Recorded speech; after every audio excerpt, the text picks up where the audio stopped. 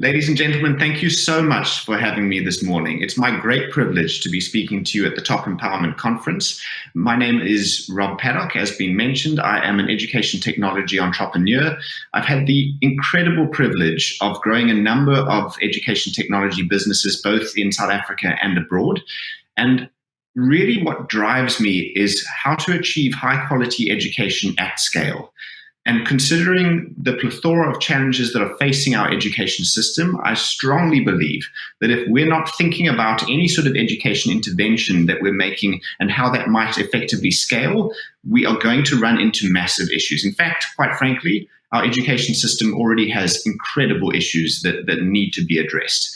So one of the challenges that really I've thought of is how do we think about educating learners at scale, and how do we ensure that we keep the level of quality consistent throughout? And in doing so, one of the things that we need to do naturally is diagnose some of the key issues that might stop us from achieving those objectives in the first place. So I want to walk you through some of those key objectives, to some of those key diagnoses this morning. And then I want to talk about a series of interventions that I personally have had or have seen elsewhere that I believe can start to move us towards a high quality, scalable education solution that can effectively bend the cost curve for the price of quality education in this country. And that's another critical element right now. All right, so looking at some of the let's call it the kind of diagnoses of the challenges. First and foremost, it's incredibly expensive to build brick and mortar schools. So in the traditional schooling model, when we need to build a new school, it's a single purpose white elephant that even on the lower end ends up costing somewhere between 40 and 60 million rand to build the space. It's typically hectares of land. The nature of the buildings that are put together are incredibly single purpose use, i.e. that the premises are generally not used for anything other than the teaching and learning that takes place on that campus, and therefore it's very difficult to generate alternative sources of revenue and so on. And that in and of itself is a big challenge. Another part of that challenge is that in order to get the appropriate amount of space in order to build schools, we typically need to increasingly build new schools on the outskirts, on the urban periphery, as opposed to be able to build them right in the center where the vast majority of our students actually need them to be closely located. Access and proximity to schools physically is one of our biggest challenges. The rates differ by province, but it is very regular for students to spend somewhere between half an hour and 90 minutes either way getting to and from school. And this is actually one of the biggest barriers to learning. As practical and as simple as it sounds, if we can't start thinking about a way to stand up schools in more hyper-convenient locations, we're not dealing with one of the big issues. The second big issue is that the nature and the quality of teaching differs so radically from one school to the next. So at a former Model C school like Rondebosch Boys school in the Western Cape, you can have the most incredible teaching and learning taking place. It's a school that has a parent body and a community that can subsidize the operations and the running of the school and the salaries that are being paid to the teachers. And as a result, you've got a lot of the country's best teachers gravitating towards those sorts of schools. And of course, why wouldn't they? If a teacher who, quite frankly, in the scheme of things already doesn't earn incredibly well, can rather choose the opportunity to go and live and work in a nice area servicing and teaching students who are reasonably well behaved and for whom they can have a more pleasant day-to-day experience, why wouldn't they gravitate towards the better schools?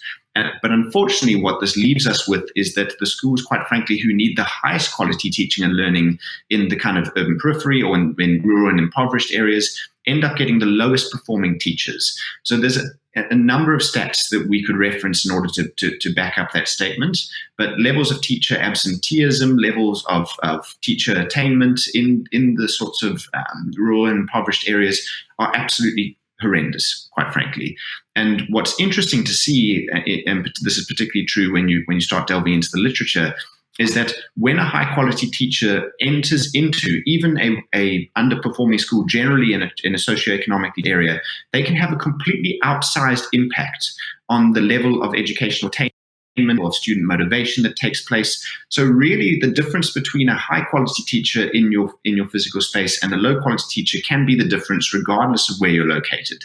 And yet, just because of the nature of reality, the schools that need the best teachers end up getting the lowest performing teachers. And so the cycle perpetuates, and so the gap between those who have and those who don't have, those who know and those who don't know, continues to just widen generation after generation.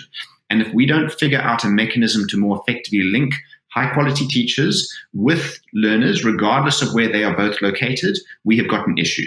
There is, in an ideal circumstance, every student, no matter what part of the country you're studying in, has an equally qualified teacher and equally capable teacher standing in front of them. And unfortunately, that just couldn't be further from the case right now with our brick and mortar geographically distributed model.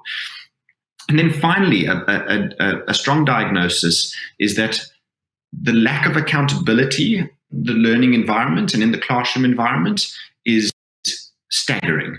What's often referred to by my chancellor, Professor Robert Liu from Harvard University, is the black box of education. Learners go into a classroom, a teacher goes into a classroom, something happens in the classroom, mostly opaque as to exactly what's going on. We're very happy if the students come out and achieve the right sort of marks and grade levels and so on. We're very unhappy if they don't. And yet the ability to proactively intervene when it's so far long after the fact is effectively gone. The ability to effectively diagnose the issue and the problems with the teaching and learning process that may or may not be taking place there is almost entirely amiss for school leadership and so on. And so unfortunately, what ends up happening in the brick and mortar school system is that the lack of accountability means that even low performing teachers end up continuing in that very similar vein, because no one's really paying attention and no one's able to have the information at their fingertips in order to proactively intervene where they see issues arising. So this lack of transparency, at least by my estimation, is a massive issue. So just to recap, we've got three key issues that we've identified here. The first is that schools need to be more conveniently located and need to be we need to move away from these single-purpose white elephant buildings that are so typically associated with brick and mortar schooling. We need to find a mechanism in order to link high-quality teachers with learners, regardless of where either of them are geographically located. And finally, we need a lot more transparency and accountability around the teaching and learning process, so that we can set high standards and we can enforce the adherence to those high standards, both for our teachers as well as for our learners. All of that together results in a model that we at the Valenture Institute have been trialing this year in collaboration with the Western Cape Education Department, and that we're very excited about the prospect of rolling out further. So a little bit of background in my latest education venture. We've started something called the Valenture Institute, which is a global private online high school where all of the students' learning is taking place entirely online. We've got students from across the world who are studying us, but importantly, this is at a price point of about $4,000 to $6,000 per student. So clearly what we're doing here, whilst achieving wonderful results for our fee-paying learners, is not going to solve Africa's education crisis. At a price point of $4,000 to $6,000, we are very far away from the sort of price point that we need if we're going to effect real change in the kind of low fee or fee free space. So we as part of the Valenture Institute, we've collaborated with both the Principals Academy and Stonehage Fleming in order to launch the Abodi Trust. Now, Abodi is a Xhosa word, which is the closest approximation for blueprint. And what we're trying to prove here is by defining and creating a blueprint for education that can effectively scale quality education throughout the country at an incredibly affordable price point. And so what we've done as a pilot project, again in collaboration with the Western Cape Education Department, is that we have been working in a school in Mitchell's Plain, Beacon Hill Secondary, with an incredible principal, Mr. Greg Kanamere, and we've taken a previously unutilized storeroom and we've turned it into a digital class. Now that digital class is all the teaching and learning is taking place online, and critically, it's a combination of both asynchronous and synchronous learning. Asynchronous learning is high-quality pre-created materials. Those would be video lectures, notes, graphics, animations, interactive simulations, and so much more, which provides the kind of didactic and instructional elements. And students are very, very closely following their asynchronous sessions are the live lessons. Now, these live lessons take place in small groups, so no more than 20 to 30 students, with in live session with high quality teachers who are located around the country. So the fact that these students are located in Mitchells Plain and the fact that we have teachers in Johannesburg, Durban, even in the UK makes no difference. The live session is taking place, the high quality facilitation is taking place. And they're getting access to some of the country's best teachers through this mechanism of linking them online. And then critically, this space looks more like a kind of co-working space. So you come into the space, there are desks set up there, students are able to set up their laptops, there's comfy couches, a beanbag, private meeting rooms, and again, all of the academics are taking place online. There's a small group of 28 learners who are part of this first cohort. And absolutely essential to this model is the fact that a local mentor is hired and put on the ground, physically present in the space to provide that critical adult supervision and pastoral care. Now, a really important element here is that the mentor is not expected to be a subject matter expert. They are not a teacher per se.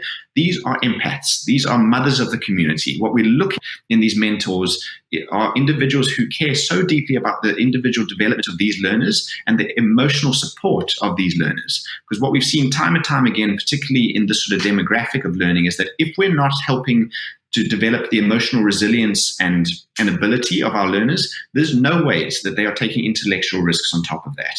And what's been fascinating to see is by putting pinpointed focus of this mentor purely on that role of pastoral care, it means that these learners feel incredibly well supported emotionally, and then all of the academic support that they need, which is from very highly qualified individuals who are all around the country, that takes place online and is incredibly effective. Now, with this model, learners are starting at about 8:30 in the morning and they're finishing their school day around 3:30. About 3 to 4 hours of that is in live sessions. So to give you a sense of just how people-rich and socially rich this experience is, there's a lot of time being spent in small group collaboration, expert oversight of the and support of these teachers. Then the pastoral care is taking place at particular increments throughout the day. That would be a morning check-in with every student. There's bi-weekly meetings with the parents.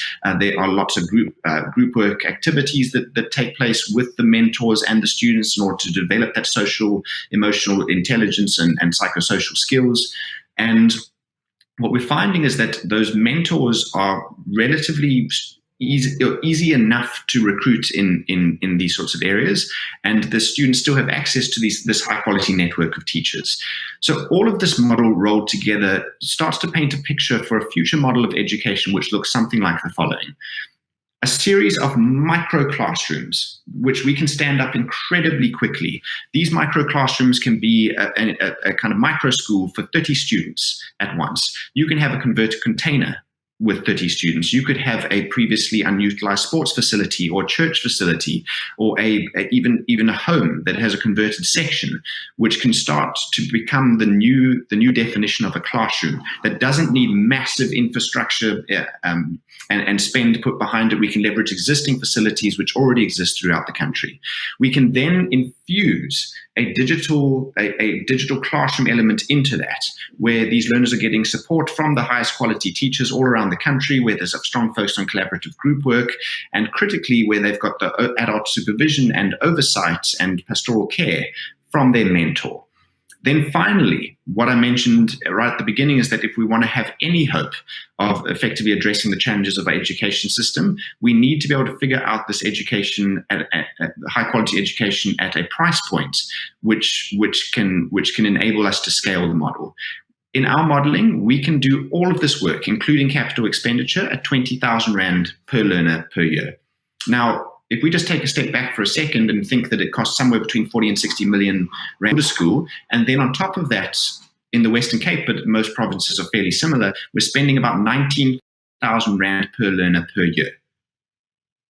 And unfortunately, we've only got about 55% of our students actually getting from grade 1 to writing their matric certificate. We, at a similar price point, are starting to prove that there's an education model that can scale throughout the country incredibly rapidly, and can provide a dynamic solution for linking high-quality teachers and learners regardless of where they're located. I'm incredibly excited about this project. I think that it's the start of something really, really interesting. We are in the process of expanding the project to another classroom in Grabo and one more in the Eastern Cape for early 2021. And our long-term goal and hope is that with the support of government, we'd be able to roll this out en masse and at scale throughout the country. Ladies and gentlemen, thank you very much for your time today. I hope that you will join me for a Q&A session after this. If you're interested to find out more about the model or if you see any opportunities for collaboration, I'd be thrilled to engage with you. Thank you so much for your time today.